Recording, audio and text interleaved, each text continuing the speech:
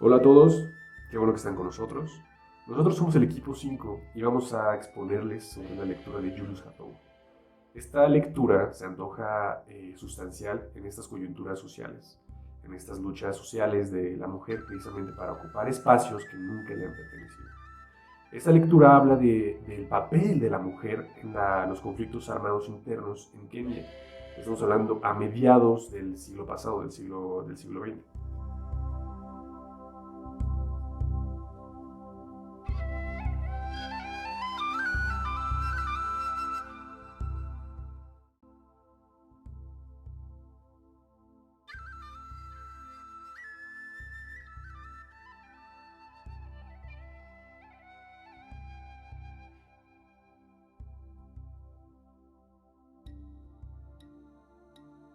Antes que nada, unas precisiones.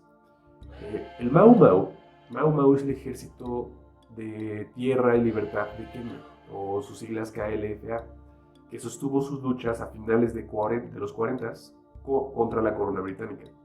Esto así duraba aproximadamente unos 15 años, hasta que tiene su libertad, la independencia de Kenia en 1963.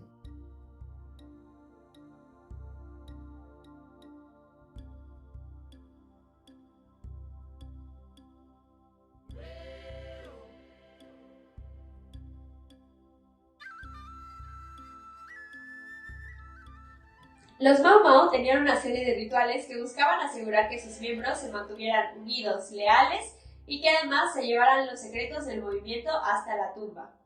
Tanto a hombres como a mujeres se les pedía que juraran lealtad al movimiento de emancipación de Kenia y que además prometieran que cumplirían con todas las órdenes que el Consejo de Guerra Mau Mau les diera. En estos rituales se utilizaba incluso brebajes que mezclaban agua con carne de cabra cruda. Las iglesias presbiteriana y anglicana se unieron con el gobierno colonial para oponerse a los ritos y los juramentos Mau Mau. Esto fue una respuesta ante el creciente número de personas que juraban su lealtad al movimiento por la libertad y la emancipación de Kenia.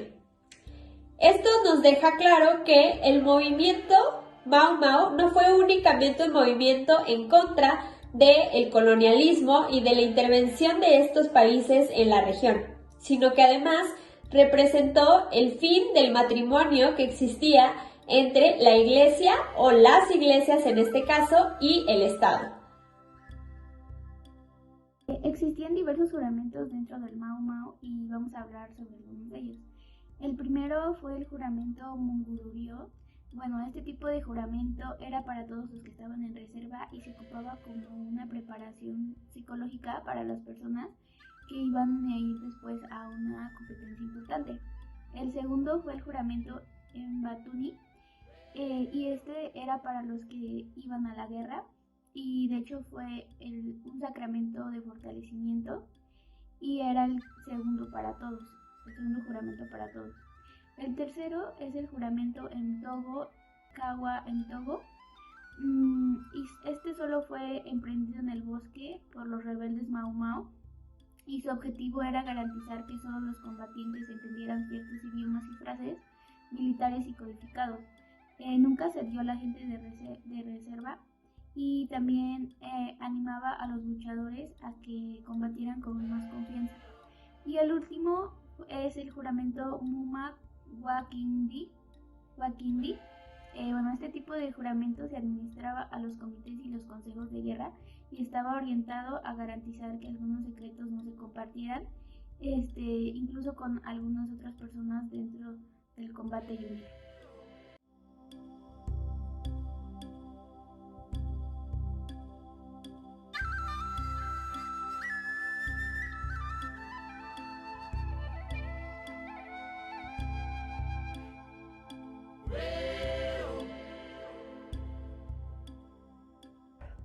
La historiografía ha tendido a ignorar el papel de las mujeres en los movimientos revolucionarios, al posicionarlas como meras espectadoras o, en el mejor de los casos, como ayudantes de los hombres, quienes sí son vistos como plenos sujetos de los movimientos sociales.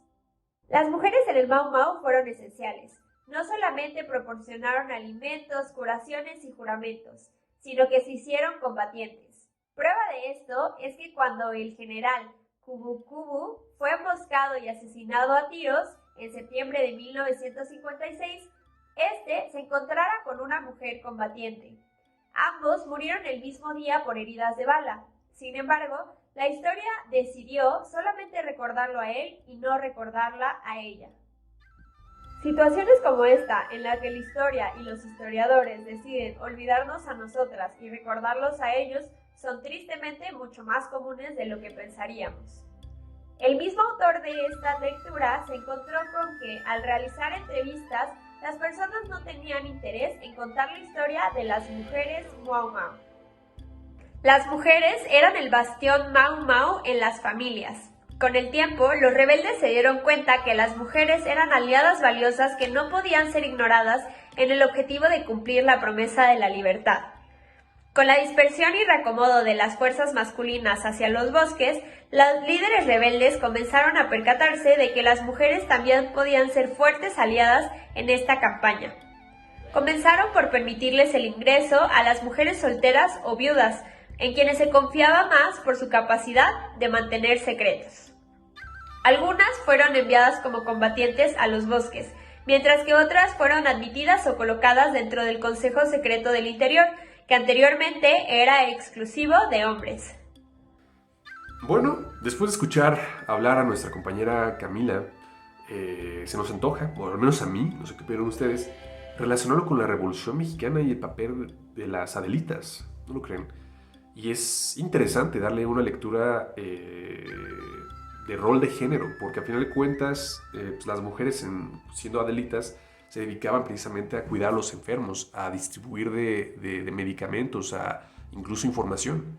Y pues en este momento yo les voy a hablar de las revolucionarias destacables más importantes que le dieron un giro a la revolución, a la independencia de Kenia. Y bueno, en primer lugar, a mi parecer, una de las más importantes fue Wanjiru Nyamarutu.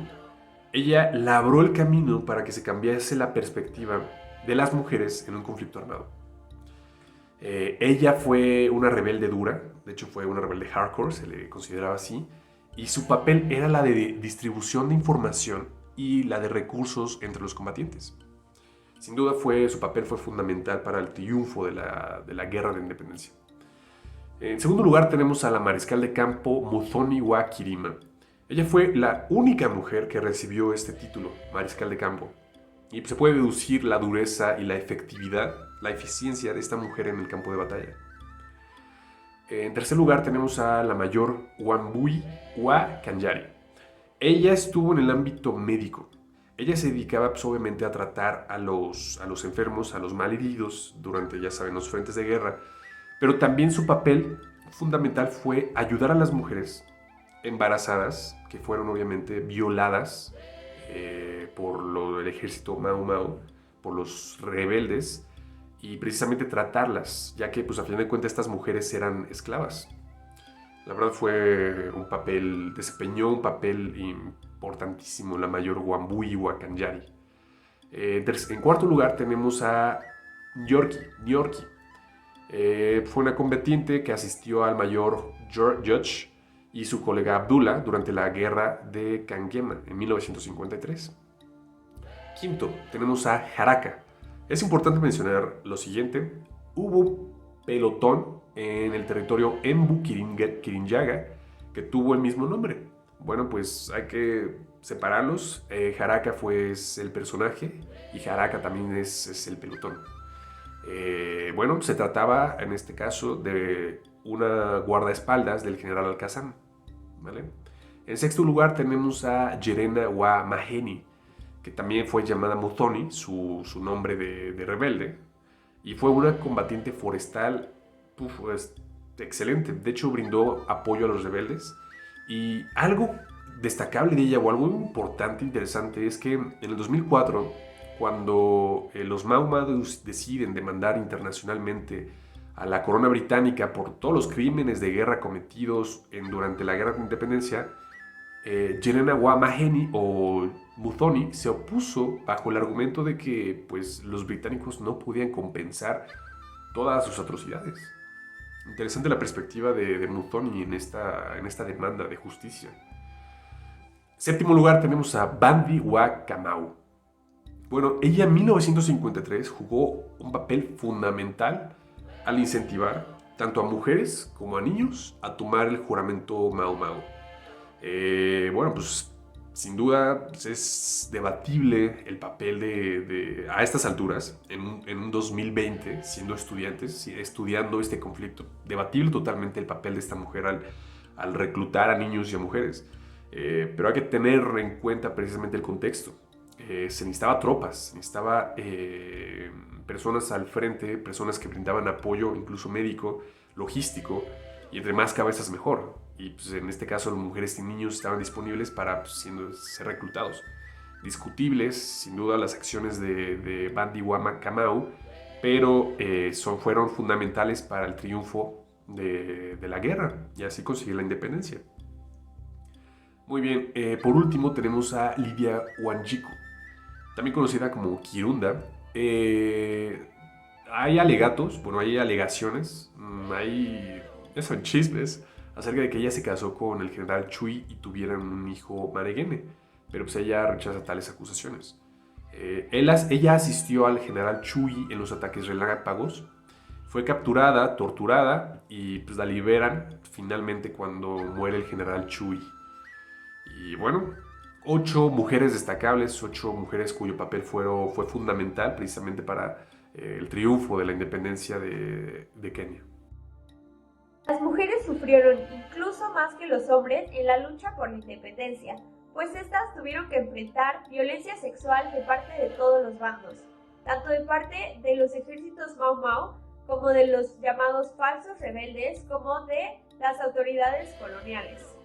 En específico, nos parece sumamente problemático el hecho de que el autor haya escogido la palabra harassment o en español hostigamiento para describir las violencias sufridas por las mujeres Mau Mau durante el tiempo de la independencia de Kenia. Realmente nos parece sumamente problemático que él elija no nombrar en específico todas las violencias que ellas sufrieron. Estas mujeres fueron violadas y violentadas, y utilizar las palabras correctas nos parece fundamental para poder visibilizar la violencia que ellas sufrieron, así como debe de hacerse con las violencias que continuamos sufriendo todos los días en todas las latitudes del mundo.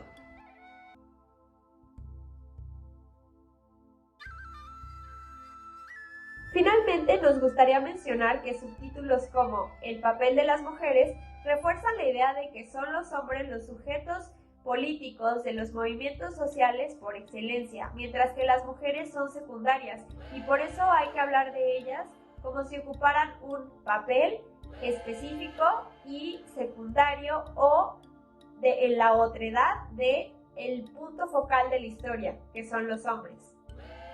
La historia no se hizo sin las mujeres y el recuento histórico de la misma tampoco debe de hacerse. Sin mujeres no hay revolución. Bueno, ahí lo tenemos. Y ustedes saben perfectamente, no existe un buen análisis de una lectura, de un texto, sin el enlace con otros autores y sin una buena crítica. El primero, el enlace con otros autores se los daré yo, y el segundo, la crítica, se los dará nuestra compañera Camila. Primero, Frantz Fanon. Como ustedes saben, Fanon marca un parteaguas en cómo la negritud se debe de percibir por el negro y cómo nosotros, como no negros, podemos dar a entender, cómo podemos estudiar al negro. En este caso vimos que una de las tesis de Fanon, que habla sobre la violencia colonial tangible, se puede relacionar con la guerra y las luchas armadas de liberación como la rebelión Mau Mau. Y precisamente el trasfondo de todo esto, el marco que encuadra todo este conflicto, es la violencia sistemática que permea en la región a la par de este sistema patriarcal. Importante para Fanon, existe una violencia colonial tangible dentro de un marco patriarcal. Bueno, en segundo lugar tenemos a Walter Rodney.